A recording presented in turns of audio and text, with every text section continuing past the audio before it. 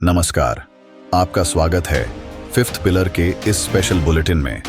मैं हूं रोहन और आज हम बात करेंगे झारखंड के पूर्व मुख्यमंत्री और भाजपा के दिग्गज नेता अर्जुन मुंडा की। हम बताएंगे कि खूंटी लोकसभा सीट से करारी हार के बाद अर्जुन मुंडा राज्य के किस विधानसभा सीट से किस्मत आजमाएंगे। 27 साल की उम्र में विधायक बने और महज 36 साल की उम्र में झारखंड के मुख्यमंत्री। अर्जुन मुंडा का नाम देश भर में जाना जाता है, लेकिन आज उन्हें अपनी राजनीतिक यात्रा को जारी रखने के लिए एक सुरक्षित विधानसभा सीट की तलाश करनी पड़ रही है। खरसावां उनकी परंपरागत सीट थी, लेकिन 2014 में खरसावां से एक अदद हार के बाद अर्जुन मुंडा की स्थिति बदल गई। यह हार उन्हें तब मिली थी जब पूरे देश में प्रधानमंत्री नरेंद्र मोदी की लहर थी और खुद अर्जुन मुंडा पूरे झारखंड में इलेक्शन की कमान अपने हाथों में रखकर खूब मेहनत कर रहे थे। 2014 में भाजपा 72 सीटों पर चुनाव लड़ी और अप्रत्याशित रूप से भाजपा को सर्वाधिक 37 सीटें मिली। यह भाजपा का अब तक का सबसे अच्छा प्रदर्शन था, लेकिन अर्जुन मुंडा खुद अपनी सीट हार गए। इस हार के बाद रघुवर दास को झारखंड की कमान सौंपनी पड़ी और अर्जुन मुंडा 5 सालों के लिए नेपथ्य में चले गए। इस बीच अर्जुन मुंडा ने 2019 में खूंटी लोकसभा से चुनाव लड़ा और महज 1445 वोट से जीत सके। हालांकि केंद्र में उन्हें बतौर आदिवासी चेहरा बड़ी जिम्मेदारी भी दी गई, मंत्री बनाए गए। लेकिन 2024 में वे खूंटी लोकसभा में कांग्रेस के कालीचरण मुंडा से बुरी तरह हार गए। इसके बाद अब वे विधानसभा चुनाव लड़ने की तैयारी कर रहे हैं, लेकिन खरसावां सीट पर नहीं।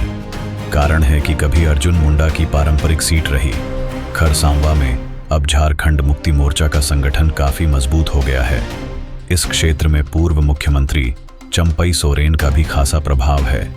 यही वजह है कि अर्जुन मुंडा ने इस सीट से दोबारा चुनाव नहीं लड़ने का फैसला किया है।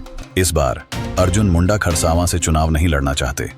उनके कई सिपहसालार उन्हें इस सीट से चुनाव लड़ने की सलाह दे रहे हैं, लेकिन वह रिस्क नहीं लेना चाहते।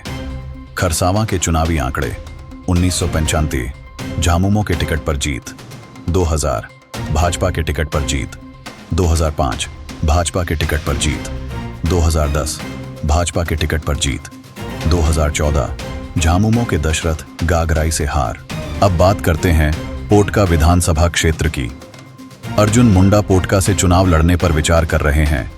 यहां का राजनीतिक माहौल उनके पक्ष में है और बागबेड़ा का इलाका पोटका विधानसभा क्षेत्र में ही आता है, जो भाजपा का गढ़ माना जाता है। हालांकि यहां मेनका सरदार भी हैं, जो कई बार पोटका से विधायक रह चुकी हैं।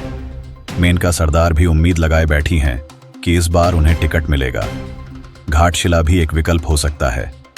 भाजपा के पास घाटशिला में अभी कोई जिताऊ उम्मीदवार नहीं है, लेकिन 2014 में अर्जुन मुंडा के करीबी लक्ष्मण टुडू ने यहां से जीत दर्ज की थी। 2019 के चुनाव में लखन चंद्र मार्डी जैसे नए चेहरे को टिकट दिया गया था, जो सफल नहीं हो सके। इसलिए अर्जुन मुंडा यहां से भी चुनाव लड़ने का विचार कर रहे हैं। रघुवर दास को उड़ीसा का राज्यपाल बना दिए जाने के बाद जमशेदपुर पूर्वी की सीट भी खाली हो गई है। इस सीट पर भी अर्जुन मुंडा के करीबियों की नजर है। वे लगातार उन्हें सलाह दे रहे हैं कि जमशेदपुर पूर्वी सीट पर दावा ठोंके, क्योंकि जमशेदपुर पूर्वी भाजपा के लिए सेफ सीट है। भाजपा की जमीन पर पकड़ है, लेकिन जानकारी के अनुसार यह सीट केंद्रीय नेतृत्व किसी गैर आदिवासी उम्मीदवार को ही देने का मन बना चुकी है।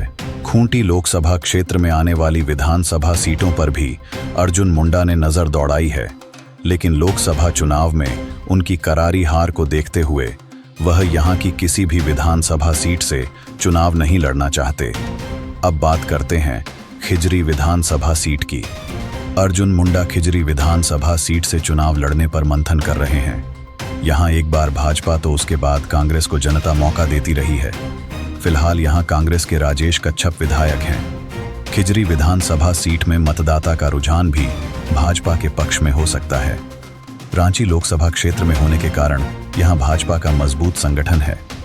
पिछले विधानसभा चुनाव में कांग्रेस के राजेश कच्छप ने भाजपा के रामकुमार पाहन को बेहद कम अंतर से हराया था, लेकिन साल 2014 में भाजपा यहां से 29,659 मतों से जीती थी।